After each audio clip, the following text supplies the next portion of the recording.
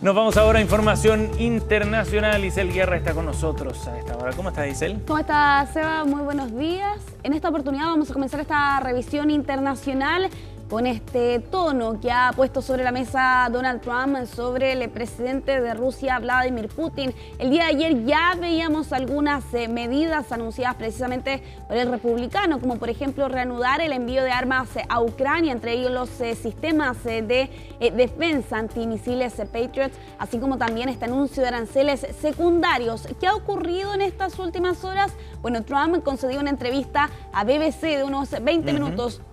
Una entrevista telefónica donde fue consultado evidentemente respecto a estos últimos anuncios. Y allí Trump señalaba estar decepcionado, pero no ha terminado con Vladimir Putin, precisamente en alusión a las presiones que ha estado ejerciendo Estados Unidos en estos últimos días, en este cambio de tono respecto a lo que habíamos visto en las semanas anteriores. Se le consulta también a Trump si él confía en el presidente de Rusia y allí Trump señala: no confío en casi nadie. Lo que sí relata a Trump es que en al menos 4 oportunidades la posibilidad de alcanzar un acuerdo entre Rusia y Ucrania estuvo bastante cerca, pero que sin embargo se terminó por desinflar. De todas formas, aseguraba Trump en esta entrevista que fue concedida durante esta mañana que de todas formas Estados Unidos está trabajando para poder poner fin precisamente a este conflicto.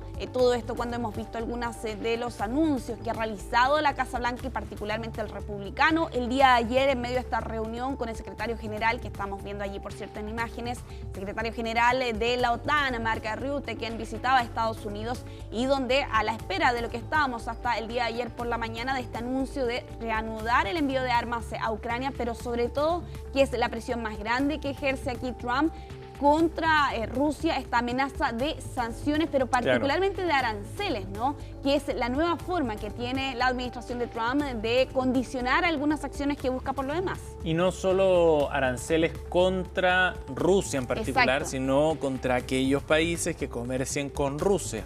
Y eso es bien relevante porque para algunas naciones ese comercio es crítico. Exacto. Un ejemplo que ponía hoy día la BBC, por ejemplo, era cómo India compraba petróleo ruso para abastecerse. Bueno, ese país entonces tendría que pagar también el arancel que se le estaría imponiendo a Rusia. Claro, exactamente. Son estos denominados aranceles secundarios, teniendo en cuenta que Rusia y Estados Unidos apenas tienen comercio, ¿no?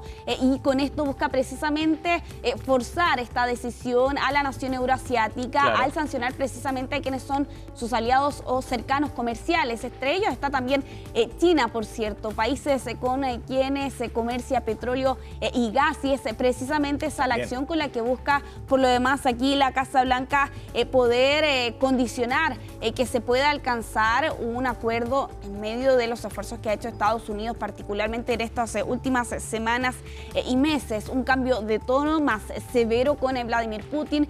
Si bien en estos últimos meses hemos visto varias llamadas telefónicas, al menos 6 que se han conocido públicamente entre Trump y Putin durante este último periodo, pero lo cierto es que cada vez Trump utiliza palabras más duras para referirse respecto de la situación de Putin. Nuevamente señala que está muy decepcionado el presidente de Rusia. Todo esto cuando vimos la semana pasada particularmente ataques bastante importantes de parte del Kremlin contra diferentes ciudades ucranianas, específicamente Kiev. Veíamos el lanzamiento de esos drones, cientos de ellos lanzados durante la noche. Lo que ya se mencionaba eran ataques con una utilización récord de estos armamentos y que daba cuenta también del reforzamiento de la política militar de Rusia en medio de este conflicto. Pero también hay un cambio de tono de parte de Donald Trump, no solo sobre la figura de su homólogo ruso, sino que también respecto de la OTAN. En algún momento Trump puso en duda la fiabilidad y sobre todo la calificó de obsoleta, ¿no? Ayer con este anuncio de que va a ser la OTAN la que va a recibir estos armamentos militares para eventualmente venderlos a Ucrania, también da una señal. Señalan aquí algunos expertos de que efectivamente está respaldando a la alianza militar. Consiguió hace algunas semanas, por lo demás, aumentar este gasto en defensa al 5%, una de las grandes premisas que perseguía Trump, por lo demás, en estos últimos meses, y con ello pareciera Seba, que se cambia en algo el tablero de ajedrez respecto de las posiciones de Trump, de Vladimir Putin y también de la alianza militar en medio de este conflicto que ya se extiende por más de 3 años. Vamos a cambiar de tema, nos vamos hasta Estados Unidos con estas imágenes del metro de Nueva York. El día de ayer, en medio de fuertes lluvias y precipitaciones bastante impactantes por lo demás, Seba, en el denominado subway, ¿no? Que es precisamente el metro neoyorquino, y con estas inundaciones producto de fuertes lluvias que se registraron en cosa de horas, incluso de minutos. Seba, por ejemplo, algunos detalles que entregan aquí los medios expertos, que cayeron 50 milímetros de agua en solo una hora en la ciudad de Nueva York. Esta cifra solo ha sido superada por un récord que había anteriormente el 2021, ¿no? Donde en ese momento cayeron 89 milímetros de agua en solo 60 minutos. Bueno, la segunda cifra más alta es precisamente lo que ocurría el día de ayer, y eso dejaba estas postales que están viendo ustedes allí en imágenes para quienes nos escuchan a esta hora en la radio. Las estaciones del metro de Nueva York completamente inundada, con el agua fluyendo también entre los vagones, pasajeros subidos a los asientos. Al menos una estación resultó completamente inundada, producto de lo ocurrido el día de ayer. Varios trenes suspendidos, con retrasos, también algunos desviados, producto de estas imágenes totalmente escalofriantes por lo demás para los pasajeros que estaban allí atrapados en esos vagones. Claro, impresionante. Es que la violencia con la que entra el agua, la fuerza, es bien impresionante.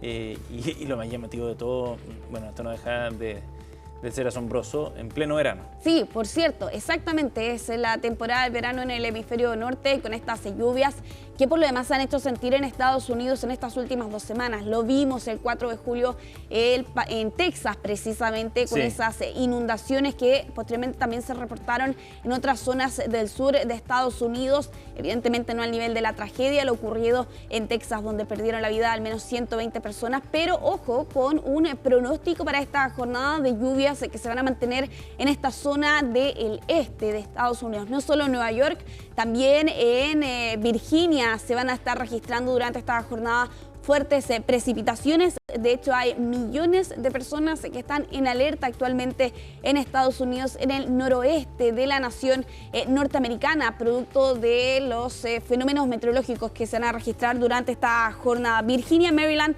también Nueva Jersey es donde por estas horas están bajo alerta. De hecho, en Jersey están bajo estado de emergencia debido a que se prevén nuevas precipitaciones en las próximas horas. Varios vuelos cancelados, al menos 1.200 vuelos que han sido suspendidos o retrasados en diferentes terminales aéreos de esta zona de Estados Unidos. No solo el aeropuerto de LaGuardia, sino que también el National Reagan y el John F. Kennedy en Nueva York son algunos que han enfrentado allí algunas suspensiones y cancelaciones en estas últimas horas, producto de este fenómeno meteorológico, pero particularmente con esta imagen, ¿no?, del metro de Nueva York, recordando también algunas tragedias que han ocurrido en otras partes del mundo, como por ejemplo en Corea del Sur, donde hace algunos años, debido a una inundación producto de fuertes lluvias, varias personas perdieron la vida en esa oportunidad. Hay varios relatos por lo demás de pasajeros que enfrentaron esta situación el día de ayer. Mencionaban el temor, por cierto, de que se abrieran las puertas de estos vagones, y eso finalmente hacía que entrara mucha más agua precisamente a estos lugares, y ellos tenían que subirse a los asientos para poder sobrellevar esta situación el día de ayer. Entonces, para esta jornada se mantiene la alerta entonces en esa zona de Estados Unidos. Imágenes impresionantes que dan cuenta por lo demás de la potencia del agua y de la presión con la que salían algunas alcantarillas, incluso colapsaban y levantaban las tapas de estas debido a la fuerza y la cantidad de agua que cayó el día de ayer. Más de 50 milímetros en solo una hora era lo que se registraba en Nueva York. Vamos a cambiar de tema, vamos a continuar en Israel con este anuncio que se ha conocido en estas últimas horas de uno de los partidos de ultraortodoxos que existe en este país, y que finalmente han anunciado que van a dejar el gobierno en una medida que en rigor debería tardar 48 horas para hacerse efectiva, y todo esto en medio de la polémica por la exención militar que existe precisamente dentro de estos grupos en este país. Para entender el trasfondo hay que saber que los ultraortodoxos en rigor no tienen la obligación del servicio militar, o sea, no está ratificado por la ley, pero está amparado en disposiciones temporales siempre y cuando uno de estos jóvenes estudiara a tiempo completo en una escuela religiosa. Eso hasta junio del año pasado, porque aquí el Tribunal Supremo de Israel ordenó al ejército que comenzara a alistar precisamente a los jóvenes pertenecientes a estos grupos, y ahora los ultraortodoxos quieren que el gobierno apruebe un plan que permita mantener gran parte de esas exenciones militares. ¿Qué ocurre? Que esa exención está actualmente bloqueada en el Parlamento y eso ha llevado a que en estas últimas semanas y meses muchos de ellos hayan salido a las calles a protestar en contra de esta medida, y ahora particularmente con estas dos facciones del Partido Judaísmo Unido de la Torá que han anunciado precisamente que van a abandonar el gobierno de Benjamín Netanyahu. Yo les mencionaba, se requieren y se necesita un plazo de 48 horas para que esto se haga efectivo. Respecto de la estabilidad del gobierno de Netanyahu, bueno, pese a este anuncio de abandonar el gobierno, la verdad es que su salida no pone en peligro la estabilidad del gobierno de Netanyahu, porque este partido tiene 7 escaños y con ello la coalición de Netanyahu se mantiene, tiene 61 de los 120 escaños, pero la situación se pone más compleja para el primer ministro de Israel si es que otro partido también ultraortodoxo decide sumarse a esta medida, particularmente el partido Chas. Si es que efectivamente ellos llegaran a sumarse también a esta acción, allí sí bajarían a 50 los escaños y con ello peligraría la coalición del gobierno de Netanyahu. Lo cierto es que el primer ministro de Israel se va enfrentado varias controversias, varias polémicas durante estos casi 2 años de guerra con la extrema derecha, que insiste en la necesidad de mantener precisamente la guerra en la Franja de Gaza, donde está enfrentando por lo demás una crisis humanitaria horrible, ¿no?, en estos últimos 21, 22 meses. Y por otro lado también esta situación dentro de los ultraortodoxos que no quieren enlistarse en el ejército para ser parte precisamente de la fuerza militar y con ello ser parte, ¿no?, de la guerra que está emprendiendo Israel sobre Hamas. Reflejo de la situación compleja que se vive a nivel político y cómo en la medida en que se va alargando la guerra y se agrava la situación humanitaria, sobre todo en Gaza, con las acusaciones de genocidio que pesan sobre el gobierno de Benjamín Netanyahu, todo esto va generando un escenario político interno mucho más complejo. Exacto. Y eso tiene repercusiones, ¿no?, a propósito de la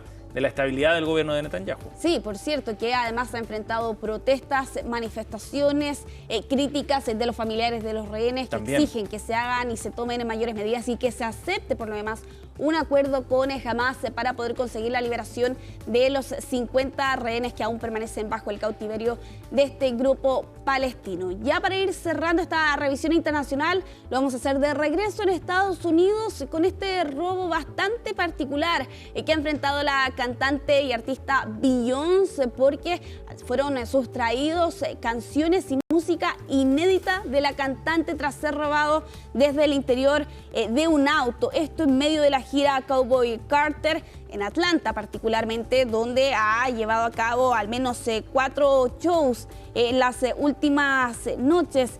Y en este caso específico, ¿no?, de este robo a un auto de arriendo que estaba siendo utilizado por un coreógrafo y por un bailarín precisamente del artista, donde ellos señalan que dejaron este vehículo en el estacionamiento, fueron a almorzar o a comer a un patio de comidas bastante cerca de allí y al volver se percataron precisamente de que había sido sustraído este disco duro, así como también otros objetos, pero en este caso tenía música inédita, la lista de las canciones de los shows anteriores y de los futuros que vienen por lo demás para el artista estadounidense y también planes de show. Lo que se ha conocido es que este robo ocurrió el pasado 8 de julio, 2 días antes de la primera actuación que tenía Beyoncé en Atlanta. Y claro, aquí se ha emitido una orden de arresto por parte de la policía, pero no se ha hecho público precisamente el nombre de la persona que estaba buscando las autoridades policiales.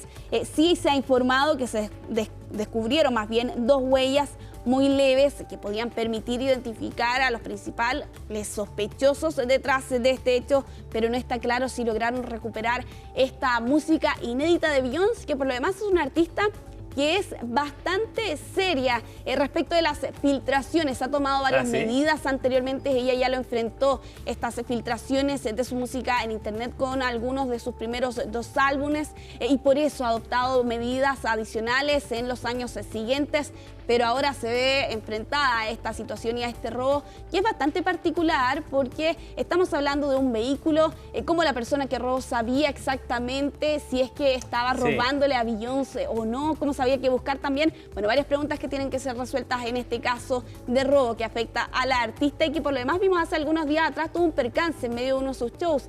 No sé si lo recordarás, en ese Cadillac rojo. Bueno, ha sido unas fechas complejas para Beyoncé en medio de la realización de sus conciertos. Y además, a propósito de las dudas que genera el robo, ¿cómo sabía esa persona de que efectivamente lo que tenía en sus manos era algo valioso? Claro, exacto. ¿No? Un bien sospechoso, pensando en, digamos, lo difícil que es captar que esa era efectivamente música correspondiente a Beyoncé y que tenga el valor de ser nuevo además también, ¿no? Material inédito. Por lo demás, hasta este momento no se ha filtrado ninguna canción, pero queda la duda allí finalmente. Beyoncé enfrentó una situación similar, vio como algunos de sus álbumes terminaron en internet, adoptó medidas posteriores cuando iTunes era una plataforma sumamente relevante. Allí publicó sus álbumes en esa plataforma antes de que fueran distribuidos a nivel mundial como una forma de sortear precisamente este tipo de filtraciones. Bueno, habrá que ver en este caso particular, porque estamos hablando de un robo que ocurrió el pasado 8 de julio. Hasta este momento no se ha filtrado ninguna de estas canciones o estos setlists precisamente de sus conciertos y tampoco se ha informado respecto de la identidad o si esa persona ya fue capturada o no, o si esta música, ¿no? Particularmente estos discos duros fueron recuperados o no. Bueno, allí otro percance que está sorteando la artista estadounidense en medio de la realización de su gira. Gracias, Isel. Nos vemos más rato. Que estés muy bien. Que estés muy bien. Nos vamos a ir a la pausa, 9:30. Al regreso hacemos Voces del Poder aquí en CNN Chile Radio. No se vayan.